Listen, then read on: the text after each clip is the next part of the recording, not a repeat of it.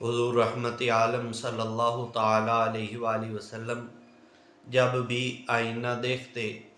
تو آپ صلی اللہ تعالیٰ علیہ وآلہ وسلم اپنے کریم رب سے یہ دعا عرض کیا کرتے کہ اللہم کما احسنت خلقی فحسن خلقی، کہ اے رب کریم جس طرح تو نے کائنات کے اندر مجھے سب سے حسن و جمال کا پیکر بنایا ہے، اسی طرح میرے اخلاق کو بھی حسین بنا دے۔ اور ایک اور دعا جو اللہ کے پیارے محبوب صلی اللہ تعالیٰ علیہ وآلہ وسلم فرمایا کرتے اور جو آپ نے اپنے غلاموں کو تعلیم ارشاد فرمائی، اللہ کے پیارے محبوب فرماتے کہ اللہم اہدنی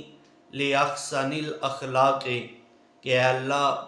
تو مجھے سب سے اچھے اخلاق پہ چلا۔ کیوں؟ اس لیے کہ لا یہدی لاحسنھا الا انت، کیونکہ تیرے سوا کوئی اور اچھے اخلاق کی طرف نہیں لے جا سکتا، صرف تیری ہی ذات وہ ذات کریمہ ہے جو مجھے اچھے اخلاق عطا فرما سکتی ہے۔ اور مزید اللہ کے پیارے محبوب صلی اللہ تعالیٰ علیہ وآلہ وسلم دعا فرمایا کرتے کہ واصرف عنی سیئ الاخلاق، کہ اللہ تو مجھ سے برے اخلاق کو دور فرما۔ کیوں؟ اس لیے